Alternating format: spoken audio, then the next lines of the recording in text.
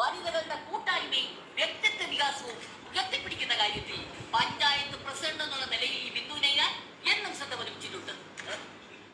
ബിന്ദു നൈനാന്റെ നേതൃത്വത്തിലുള്ള ഈ പഞ്ചായത്ത് ഭരണ സമിതി പാവപ്പെട്ട കർഷക തൊഴിലാളിയുടെ കണ്ണീരൊപ്പാൻ എന്നും പ്രതിജ്ഞാബദ്ധമാണ്. ഏതൊരു പാവപ്പെട്ട തൊഴിലാളിയോടും സ്വന്തം സഹോദരങ്ങളോടെന്ന പോലെ സമഭാവനയോട് പെരുമാറാനാണ് ബിന്ദു നൈനാൻ ശ്രമിച്ചിട്ടുള്ളത്. എന്തിനാ ഇറങ്ങിയിരിക്കണം? എന്റെ അച്ഛന്റെ കുത്തുവാലിക്കൂടെ കത്തിച്ചു വെച്ചിരിക്കണം. വെള്ളം തന്നാൽ എന്റെ അച്ഛന്റെ വകയാണ് വെള്ളം കൂട്ടാ വായ്പ എന്നൊന്നും എഴുതിയില്ലല്ലേ? അണ്ണന് നല്ല മെമ്മറിയാ. ഒരു വീഡിയോ ക്യാമറ കൊണ്ടുവരായിരുന്നു. ഒന്നും മറന്നുപോകാതെ എന്നെ തന്നെ കണ്ടത് എഴുതി എടുക്കായിരുന്നല്ലേ? കുടുംബശ്രീയുടെ സ്വാധീനം നിങ്ങളുടെ പഞ്ചായത്തിൽ എങ്ങനെ? അല്ല, ആദ്യത്തെ ചോദ്യത്തിന് ഉത്തരം കഴിഞ്ഞിട്ടില്ല.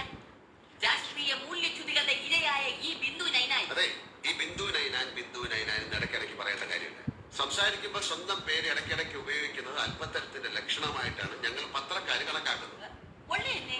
അപ്പൊ പിന്നെ ചാനലിലൂടെ നേതാക്കന്മാര് മൊത്തം സ്വന്തം പേര് പറഞ്ഞു പറഞ്ഞാലേ കാര്യങ്ങൾ. അവര് വിവരദോഷികളാണെന്നുള്ള കാര്യം പൊതുവെ ഞങ്ങൾക്ക് അറിയാം. അപ്പൊ ഞാനല്ലെന്ന് താങ്ക്സ്, മനസ്സിലാക്കിയതിന് നന്ദി. മോനെ, ഈ ഡ്രസ്സിൽ ഫോട്ടോ എടുത്തടാ. എപ്പോഴേ എടുത്ത്. എന്നാ പിന്നെ സാരി മാറ്റാം. ഈ ഇന്റർവ്യൂ എടുക്കാൻ വേണ്ടി 4 സാരിയാണ് മാറ്റി വെച്ചിരിക്കുന്നത്. ഇതൊന്നും എഴുതി കളയില്ലേ, ബന്ധത്തിന്റെ പുറത്ത് പറഞ്ഞതാണ് കേട്ടാ.